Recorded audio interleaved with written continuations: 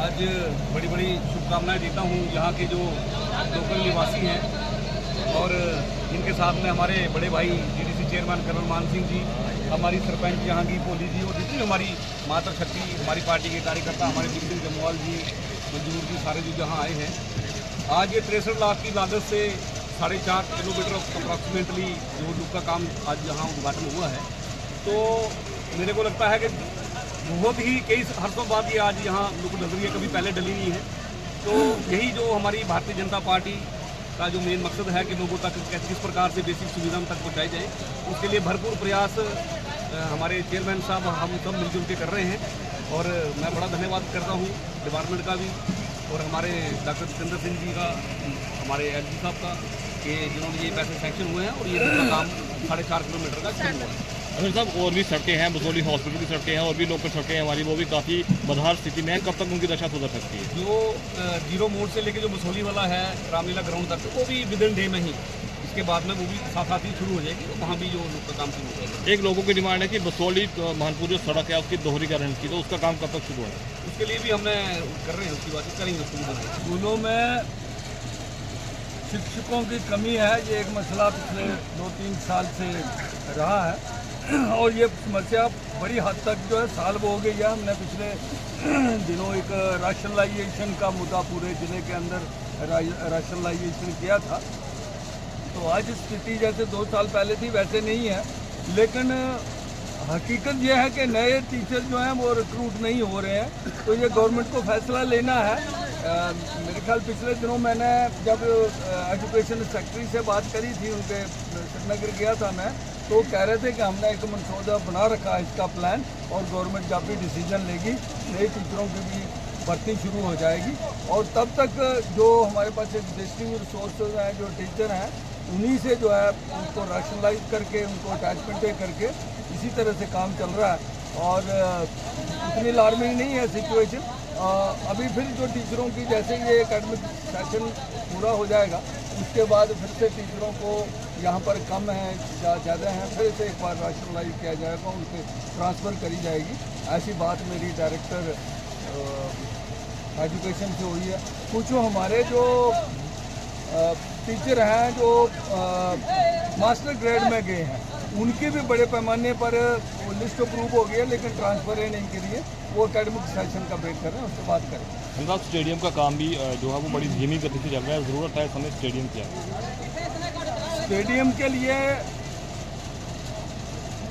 Allotment हुई है, लेकिन स्पोर्ट्स काउंसिल के जो काम है वो इसी तरह से, ये एक बार जो भी स्पोर्ट्स काउंसिल के पास आ जाता है, जो उनके उसमें क्षेत्र में आ जाता है, उसका काम होना ही है, देर सवेर होना है। लेकिन अवेलेबिलिटी जो फंड होती है उनके पास, उसी को रैशनलाइज करके हर साल थोड़े थोड़े फंड उसके लिए अलॉट करते हैं। और वो ये होता है कि इस साल में हम कितने काम कर सकते हैं। तो एक उनका अपना प्लान है, 2 साल 5 साल में स्टेडियम को इम्प्रूव करते हैं। लेकिन बीच में कोरोना काल की वजह से फंड जो है बसोली स्टेडियम के लिए नहीं आए थे। लेकिन आप देखो पिछले साल भी काम हुआ है, अभी इस साल भी काम हो रहा है। अभी बहुत जल्दी वहाँ पर जो वॉलीबॉल का स्टेडियम है, सिंथेटिक कोर्ट है, जो मतलब वर्ल्ड क्लास कोर्ट है, वो बनने जा रहा है। क्रिकेट की प्रैक्टिस पिच भी वहाँ पर बनेगी और उसकी बाउंड्री भी लगाई जा रही है। और इसी तरह आस्ता आस्ता जो ग्रेजुअल डेवलपमेंट होगी आने वाले समय में। आशा करता हूँ कि मेरी स्पोर्ट्स सेक्रेटरी से भी पिछले दिनों बात हुई है, वो कह रहे हैं काम करेंगे इनको, और अगले साल भी आने वाले समय में फंड्स आएंगे और काम इसका विस्तार होगा। ज़मीन हमारे पास काफ़ी है वहाँ पर, लेकिन जो समय लग रहा है, और कोई भी अगर इंफ्रास्ट्रक्चर डेवलप करना है तो समय तो उसमें लगता है। तो थोड़ा सा मैं लोगों से अपील करूँगा, थोड़ा धीरज रखें। और ये अच्छी बात है कि ये फैसिलिटी बन जाएगी तो हमारे युवाओं के लिए एक बड़ा सहूलत यहाँ पर मिलेगी। यहाँ पर ही नहीं, हमने सांदर के अंदर अभी मैं 2 दिन पहले वहाँ गया भी था, वहाँ भी इस तरह की एक 80 लाख रुपए की एक फैसिलिटी बना रहे हैं। ब्लॉक में भी एक ग्राउंड बन रहा है जिसमें 40 लाख का है, और धारमानपुर में तकरीबन 1.5 करोड़ के स्पोर्ट्स के सेट्स बने हैं। और ये भी जो स्टेडियम है इसके ऊपर 2-2.5 करोड़ रुपया लग गया है, और आगे भी इसके लिए फंड आएंगे। स्वास्थ्य की अगर बात करूँ तो फैसिलिटी अच्छी हो, ये हमारा प्रयास है। इस साल भी मैंने प्रयास किया कि प्लासी के अंदर और एक नगरोटा के अंदर इस तरह के ग्राउंड और बने, तो उसके लिए भी हमने केस टेकअप किया है स्पोर्ट्स J&K स्पोर्ट्स काउंसिल। स्वास्थ्य के क्षेत्र में डॉक्टरों की कमी काफ़ी है, तो उसमें क्या किया जा रहा है? डॉक्टरों की कमी है, ये बात थोड़े दिन पहले आप पता नहीं वहाँ पर थे नहीं, DC साहब का एक ब्लॉक दिवस जहाँ पर हुआ था, तो उसमें भी ये बात हमने डिस्कस करी है। और कल काउंसिल की मीटिंग थी, वहाँ पर भी जो डॉक्टर हैं हेल्थ क्षेत्र में और उसके साथ जो स्टाफ है, रिलेवेंट स्टाफ है, फैसिलिटी है, केयर को लेके टोटलिटी में बात हुई है। और थोड़े दिन पहले मैं 2 महीने पहले तकरीबन जो हमारे अब्द रशीद हैं जो सेक्रेटरी हैं हेल्थ केयर के, उनसे भी मिला था। तो बिचौली में और जो बिचौली के जो दूर दराज के इलाकों में जो PHC हैं हमारे, जैसे हट में है, बूंद में है, सांगर में है, प्लासी में है, दार झंकर में है, तो ये सारे जो PHC हैं और ट्रॉमा हॉस्पिटल महानपुर है और बिचौली में जो सब डिस्ट्रिक्ट का हॉस्पिटल है, इन सारों हॉस्पिटलों की बात लेके उनसे बात हुई थी और उन्होंने वायदा किया है कि जल्दी ही वो डॉक्टर जो है वो पोस्ट करेंगे, कुछ रूरल एरिया के लिए, कुछ बिचौली और महानपुर ट्रॉमा सेंटर के लिए। और MLA साहब भी, मैं अभी जो असेंबली में गए थे, फिर सेशन लगे, तो इनसे भी हमारी आपस में बात हुई है कि इसको हम फॉलोअप करेंगे और प्रयास करेंगे।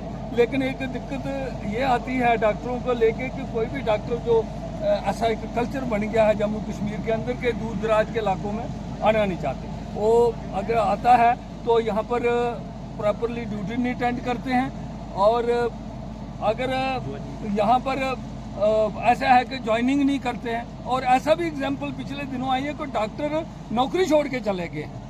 तो इसका गवर्नमेंट को संज्ञान लेना पड़ेगा, उनकी सर्विस कंडीशन, उनकी ज्वाइनिंग कंडीशन थोड़ा स्ट्रिक्टली फॉलो करनी पड़ेगी। तो इसके लिए बातचीत चल रही है, आशा करते हैं आने वाले समय में ये स्थिति सुधरेगी। अभी पहले जम्मू कश्मीर में सिर्फ 2 ही मेडिकल कॉलेज थे जो डॉक्टर प्रोड्यूस करते थे, अभी 8 मेडिकल कॉलेज बन गए हैं और उनके बैच जो हैं वो इस साल से पास आउट होना पिछले साल से शुरू हो गए हैं। तो वो एक तो जो इसके बाद जो ट्रेनिंग होती है डॉक्टरों की, जो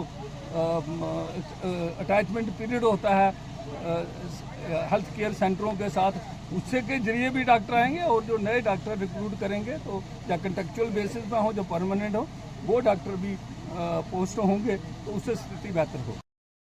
यहाँ जिसमें तकरीबन 192 करोड़ रुपए बिचौली को मिलने हैं और इसको बिचौली क्षेत्र को डेडिकेटेड टूरिज्म डेस्टिनेशन डेवलप करना है। वो पैसे किसी वजह से जो प्रक्रिया होनी है वो थोड़ी स्लो है, उसके ऊपर सेक्रेटरी से बात हुई है। अभी भी जो सुरेश शर्मा साहब, जो सुरेश गुप्ता जी सेक्रेटरी यहाँ पर आए थे बिचौली उत्सव में, तब भी मैंने बात रखी थी और आगे चल के इस पर हम प्रयास करेंगे कि जल्दी से जल्दी सरकार पैसे दे और बिचौली में जो टूरिज्म की डेवलपमेंट है वो हो।